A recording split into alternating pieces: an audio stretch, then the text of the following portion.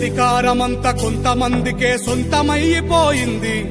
వలసలతో నడిగడ్డ బ్రతుకు ఆగమైపోయింది. తిరుగుబాటు జెండెగరలేకనే మార్పు మాయమయ్యింది. పలిసినోడి కుట్టెరుగలేకనే బానిస బతుకయ్యింది. ఎన్ని ఏళ్ళు ఇంకెన్ని నాళ్ళు ఈ అణిచివేత మనపై, ఎన్ని ఏళ్ళు ఇంకెన్ని నాళ్ళు ఈ అణిచివేత మనపై. ఎదురు తిరిగి పోరాడి నిలబడితే రాదా గెలుపై.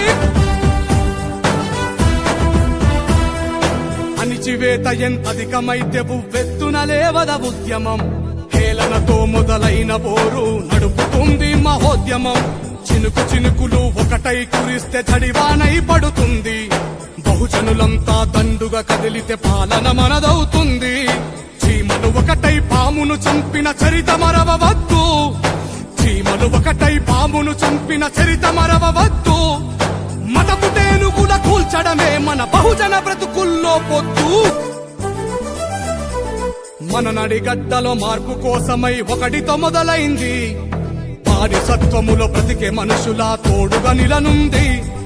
అవమానాలు అధిగమించి